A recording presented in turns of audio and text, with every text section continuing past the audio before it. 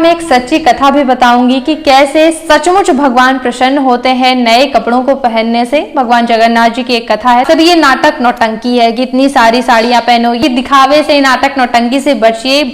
राधा वल्लभ श्री हरिवंश, मैं हूं आपके साथ प्रियंका तिवारी और आज के इस वीडियो में मैं आपको नवरात्रि के 9 दिनों में 9 रंगों का प्रयोग कपड़ों के रूप में बताने वाली हूं। क्योंकि आजकल के जमाने में कई लोगों के यहाँ अलमारियां भरी पड़ी रहती, तो कब काम में आएंगे ये कपड़े, तो अभी मौका है। अगर नवरात्रि में इन शुभ रंगों का प्रयोग करने से जीवन में शुभता आती है, माता रानी प्रसन्न होती है, तो जरूर प्रयोग करने चाहिए।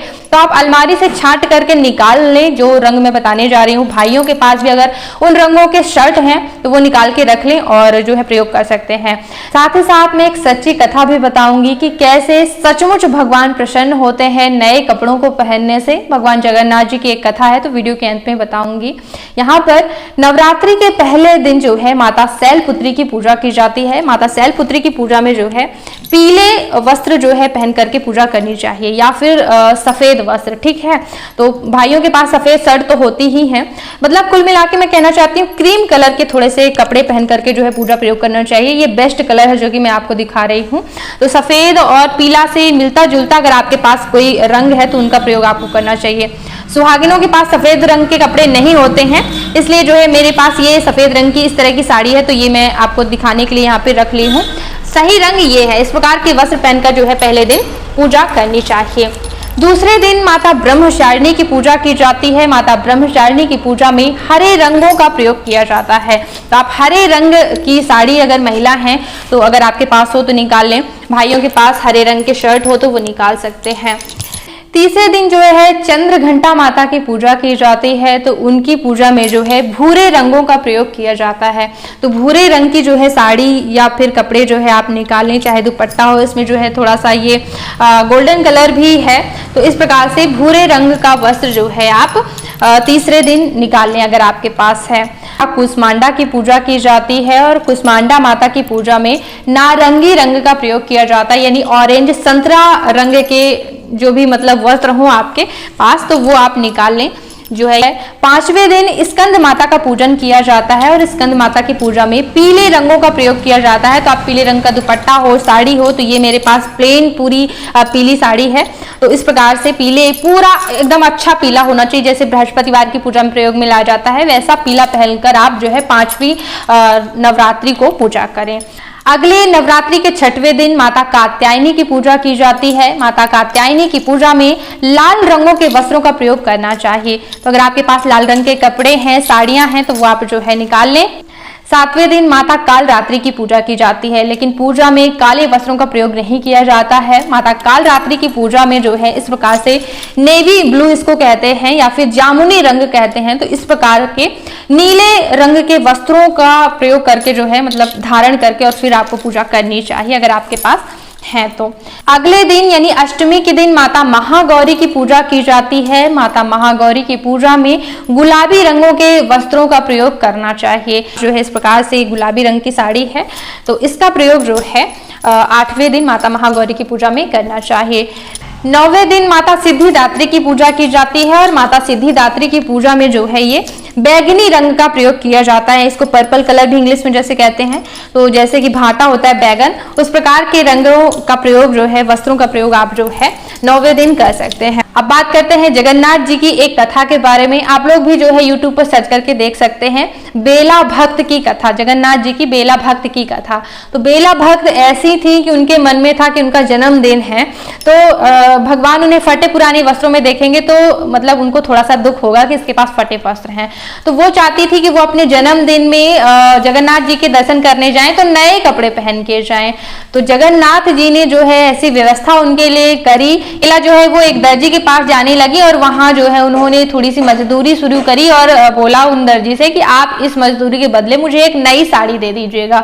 दर्जी ने हाँ भी कर दिया, लेकिन दर्जी के यहाँ जो एक कर्मचारी था वो बेला से जलने लगा। तो जब वो नई साड़ी तैयार हो गई तो उस विशेष दर्जी मालिक को कहीं जाना पड़ा, तो उस दर्जी के नौकर यानी कर्मचारी ने उनकी नई साड़ी फेंक दी कि बेला को ना मिल जाए। तो जब उन्होंने खिड़की से फेंक दी तो किसी और महिला ने उठा ली और फिर जब वो जान गई सारी बातें, उन्होंने जाकर के दर्जी मालिक को बताई। तो मालिक ने बताया कि ये बेला की साड़ी है, तो वापस उस महिला ने जो है जाकर के बेला को वो साड़ी दी और बेला ने जो है उस नए वस्त्र को पहना, ठीक है। और उसी समय जो है वो जो कर्मचारी जिसने खिड़की से साड़ी फेंक दी थी वो कूद पड़ा, तो उसके हाथ पैर भी टूट गए, ठीक है। दूसरा कि वो नए कपड़े पहन करके जो है बाग में चली गई जगन्नाथ जी के लिए फूल तोड़ने के लिए, और जो है जो भी वो काम करती थी उसके लिए, तो वहां पे मिट्टी ही मिट्टी थी, कांटे ही कांटे थे, जिसके कारण से उनकी साड़ी फटने वाली थी। तो जगन्नाथ जी दौड़ करके गए और उनकी साड़ी पीछे से पकड़ लिए ताकि उनकी भक्त की साड़ी फट ना जाए,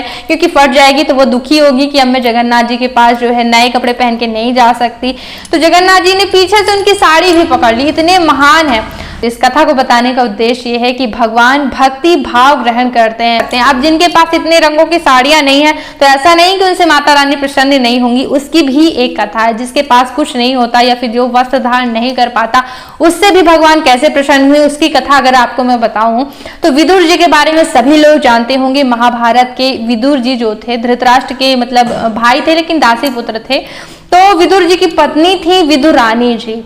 तो जो है संतों के मुख से सुना है कि जब श्री कृष्ण विदुरानी जी को दर्शन देने के लिए आए तो विदुरानी जी जो है मतलब नहाकर निकली थी, तो मतलब उन्होंने कुछ आधे कपड़े ही पहने थे और मतलब उन्हें सुध नहीं थी, उनके मतलब पास जो है साड़ी का पल्लू नहीं था, ठीक है। मतलब उन्होंने आधे वस्त्र ही पहने हुए, मतलब वो हक्की बक्की रह गई कि भगवान दर्शन देने के लिए आ गए तो उन्हें अपने कपड़ों की ही सुध नहीं थी। तब भगवान ने स्वयं अपना पीताम्बर उन्हें दिया, ठीक है। अब जो है विदुरानी जी ये भी भूल गई कि भगवान को क्या खिलाएं, कैसे स्वागत करें। इतना भगवान ने स्वयं कहा कि मुझे कुछ भोजन कराओ। तो विदुरानी जी ने उन्हें केले खिलाए, ठीक है। लेकिन केले में कैसा खिलाया, केला छील रही हैं और जो है केला फेंक दे रही हैं और भगवान को केले का छिलका दे रही हैं। तो भगवान ने केले के छिलके भी खा लिए। इतने भगवान मतलब प्रेम के भूखे हैं, भक्ति भाव के भूखे हैं, ठीक है। तो मैं ये भी कहना चाहती हूँ कि हो सकता है ये मतलब मेरे हिसाब से भी ये नाटक नौटंकी है कि इतनी सारी साड़ियां पहनो, ये पहनो, वो पहनो। भगवान ज्यादातर भक्ति भाव से ही रीझते हैं, जो आपके मन में भाव है, ठीक है। इतनी सारी साड़ियां मैंने इकट्ठा की हुई हैं, हालांकि पूरी साड़ियां मेरी नहीं, आधी साड़ियां जो है मेरी नहीं है, लेकिन इकट्ठा मैंने करी है ताकि आपको रंगों का प्रयोग बता सकूं।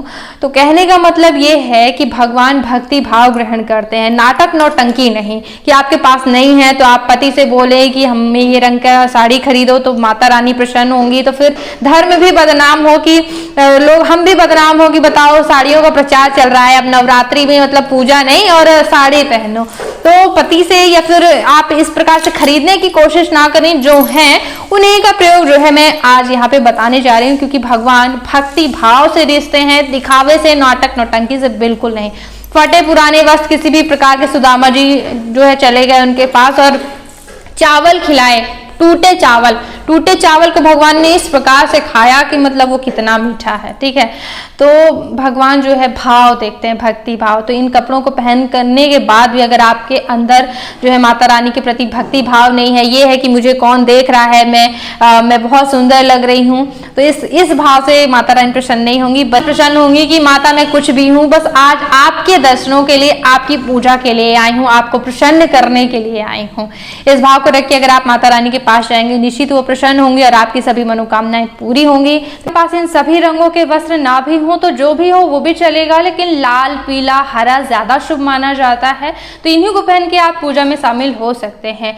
एक और खास बात कि इतने सारे वस्त्रों को पहनने से ज्यादा अगर आप इतने रंगों के वस्त्र दान करने का प्रयास करेंगे तो इससे कहीं ज्यादा माता रानी प्रसन्न होंगी, क्योंकि माता रानी समर्पण भाव देखती हैं। ये देखती हैं कि आप में कितना समर्पण करने का भाव, ये इससे प्रसन्न नहीं होंगे कि आप कितने ज्यादा मोह माया में फंसे हुए हैं, कि कितने सारे कपड़ों को पहनने में आपको रुचि है, नए नए रंग, रोज नए नए कपड़े, इससे खुश नहीं होंगी, बल्कि समर्पण कितना है आप में उससे ज्यादा प्रसन्न होती हैं और कई गुना पुण्यों की प्राप्ति भी होती है। दिखावे से, नाटक नौटंकी से बचिए, भक्ति भाव रखिए मन में, और भक्ति भाव जो है वो नाम जप से मिल सकता है।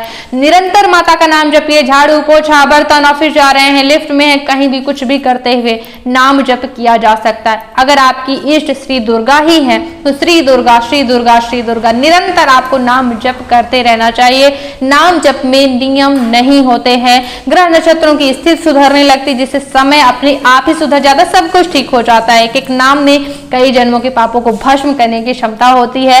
तो नाम जप कीजिए, जिससे आपको भगवान की भक्ति मिलेगी, भगवान प्रसन्न होंगे। पूजा पाठ में कोई गलती हो गई तो उसकी भरपाई हो जाएगी। तो भक्ति से संबंधित, नाम जप से संबंधित मैंने कई वीडियो दिए हुए हैं, एक बार चैनल पर आकर के प्लेलिस्ट में जरूर देखिएगा, आपकी मदद होगी उन वीडियो से। अगर भक्ति से संबंधित कोई प्रश्न है आपके तो आप कमेंट में छोड़िएगा। निश्चित ही भक्ति से संबंधित सभी प्रश्नों के समाधान के लिए एक नए वीडियो में जो है चर्चा करूंगी। तो इस वीडियो को देखने के लिए बहुत बहुत धन्यवाद। राधे राधे।